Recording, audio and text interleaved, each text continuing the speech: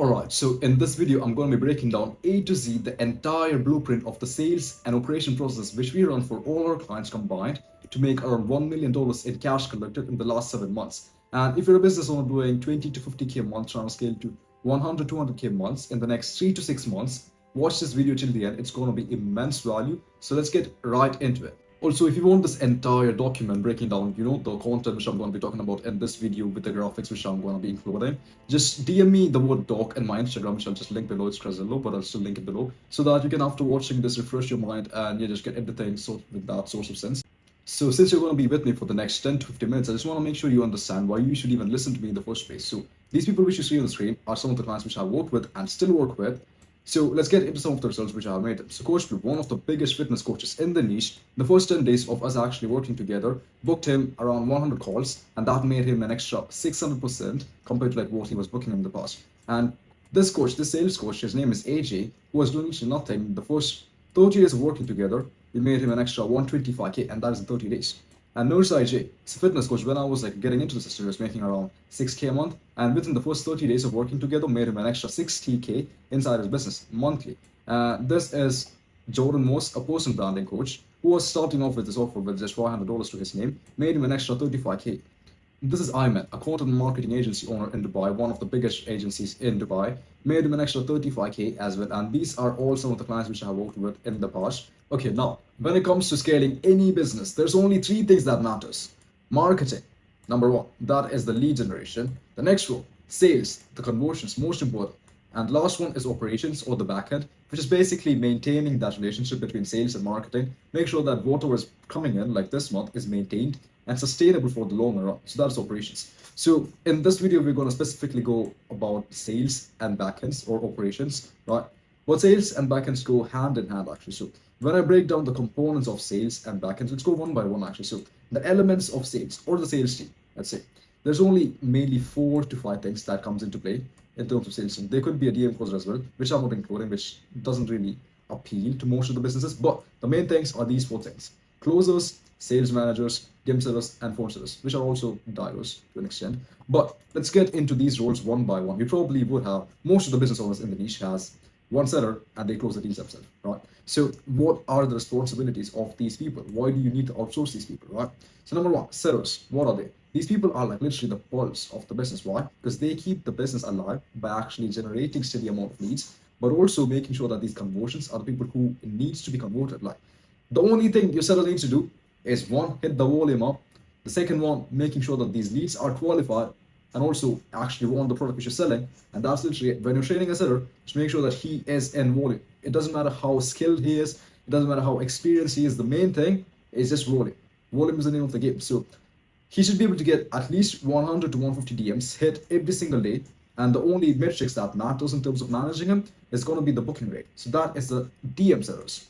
Now comes the dialers, which could be 2 types. Like the dialers could be either one phone sellers who ring people up to book people in, and also the second one is actually dialers who are there to increase the show up rate and warm these leads up. So the increasing in show up rate, that is the main purpose of a dialer, right? So dialers are there. They can actually call up these people before the meeting and be like, yo, there's a meeting in the next 3 hours. I'll make sure that you are going to show up. And these are some resources which you should actually watch before the call. Only then you can actually even understand what's going on in the business. That are the roles which is supposed to be filled by this dialer, so that every single day, any prospects coming in, the show rate increases. Because you could book in 100 calls. What if your show rate is like 50%? You're missing out on half of the revenue which you could have been making, right? So dialers is really important, and the only things which you need to be tracking for dialers is going to be show rate. If there are phone sellers, then there's a lot of other things you should be tracking, but this is the main thing which the dialers should be good on, making sure that these prospects show all time and show up as well, right? So that's like booking as much calls as I can, reminders and warming up before the call. So that is in terms of dialers. Now, when we get into closers, this is literally the most important part of the business. A closer could make or break the business, because there's a lot of closers who are bad, there's a lot of closers who are good. And in this case, you are supposed to hire based on experience and past results. It doesn't matter how hungry they are. The only thing that matters here is actually their skill to persuade and make other people buy whatever you're selling, right? So it's just like a heart of the business. It pumps in revenue through the system, and without them, the business can't survive. Everything just depends on the ability of the closer to convert, basically, right? So what are the main things you should be tracking in the roles of the closers, right? So the main thing you should be tracking is the close rate. That's it. That is the main thing you should be tracking for the closers. But the main roles of the closers are going to be this. One, actually conversions, as in closing these prospects who get booked in, but also pipeline management. Because most of the people manage the pipeline by the managers or even the sellers to an extent, but the main person who is supposed to be managing these pipelines are supposed to be closers. Why? Because these are the people who actually have a conversation with the prospects and understand the pain, and they're familiar with the prospect now. They can actually have a conversation to actually convert them sooner or later. So these closers are supposed to maintain their pipeline on their own to make sure the revenue that they generate is like the maximum to the business. And most of the business owners out there, they don't have closers. They have closers who are just there to close deals and make commissions, which is bad for the business and even bad for the closers, especially for the commissions. So if you're a business owner, you should train your closers to convert each and every lead. It doesn't matter if they're not converted today; they could be converted tomorrow, maybe next week, maybe even the next month, right? So that keep that in mind. With that, let's get into one more really important role that is basically the manager. It could be a seller manager, it could be a closer manager, or it could be a whole sales team manager.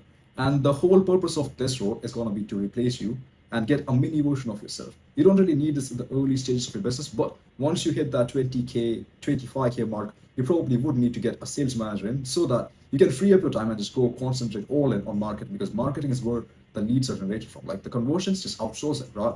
So in terms of management, like the main things which they should be focused on is one, trainings of the whole sales team. Second one, actual data tracking. And the last one is actually communication channel oversight. When I say oversight, it's more like making sure that every single thing or every single operations in the communication channels are being done every single day, which I'll go through in the next couple of minutes. Don't worry about that. But these are the main things every sales manager should be doing on a daily basis. And the sales managers, it's really hard to hire someone. So the best thing which you could do is actually making the top sales rep a sales manager, to be honest. Yeah. So that is the whole breakdown on the sales team and the sales side of things, right? The second most important thing in a business is actually their operations, because sales and marketing, it helps to build more revenue every single month. But operations is the thing that actually makes the revenue that's coming in consistent every single month without dropping down. So there's basically three things when it comes to operations as a business owner, which are one, data tracking, second, on communication channels, and the last one is actual trainings. And all of these things are supposed to be managed by either you or the sales manager which you hire and bring in, right? And these components are used to actually systemize the sales team and prevent any type of revenue leaks. So let's get into data tracking first, right? Data tracking. So it is your responsibility as a business owner, or even if you have a sales manager, it's their responsibility to make sure that all these data are tracked. The things which you need to be tracking are inputs and outputs. When I say inputs, it's like the DM sent, the conversation they have, the follow-ups they send, and the outputs are going to be the closes we get and all those other stuff, right? So if you're tracking all these things, then it's literally so easy to scale a business, because you have literally the data which you could reverse engineer to add on money to your business. Over here, you can see the calls booked, the new DM sent, the qualified calls booked, the total booking set. And over here for the closers, you can see cash collected, revenue, calls booked, unqualified, qualified calls, and their close rate as well per day, right? If you can track something like this, and even over close rate, you could reverse engineer the process to actually make money now, because now you have all these metrics which you can track, like calendar sent to bookings. Like let's say you send 100 calendars, but only 50 people booked in. Now you have 50 other people who you can send a follow-up message to, who can book in. And if you can actually get these people to book in, that is 2x in your revenue. If you're doing 20K right now, it's going to be 40K, just by making sure that these things are met. And the only way it is possible is by religiously data tracking. So now the next one is communication channels. Communication channels is basically, you could use Slack, you could use Discord, you could even use WhatsApp, but I would recommend go to Slack. That is actually one of the best communication channels out there. And the things which you're supposed to do over here is actually updating the whole team on the trends of the business, what is actually going on. For example, like let's say you want seller books in a call. They're supposed to update the whole team, the sellers and the closers, that they booked in a call, and these are the notes of this prospect, so that now the closer could just go in and then read these notes and make sure that they get an understanding on the prospect, so they don't really have to go deep into the discovery and actually close the prospect better. They can even make notes beforehand, so the close rate generally increases just because of this one step, right?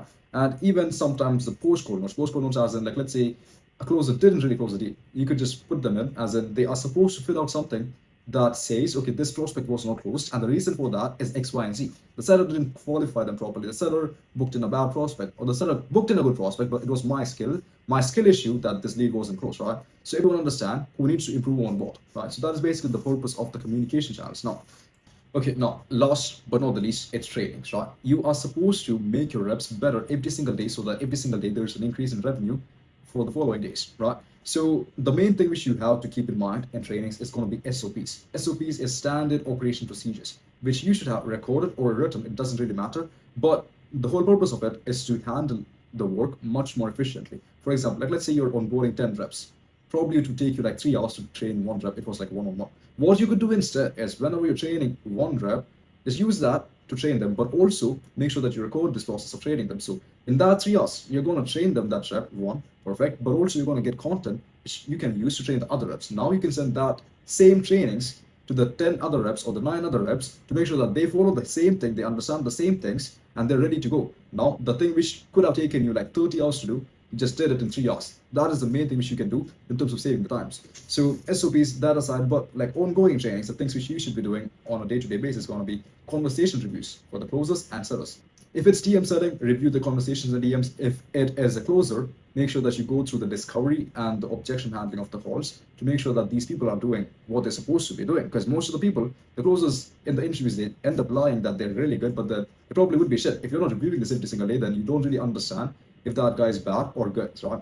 So that is that. And also, you need to be providing these closers. The next one is objection handling training. You should be tracking this one. Second one, training them based on the objections that they get, because if you can nail down objection handling, you could at least increase your close rate by 15 more percent. If you increase that by 50%, like let's say you're doing 100K a month, right? 100K a month, just for easy calculations. If you even increase that by 15%, that is around 150K, an extra 15K generated just by giving them 15 to 20 minutes trainings empty now and then, just to make sure that they know how to handle objections. And still, you can even make that an SOP, and then you don't really have to repeat the same process again and again.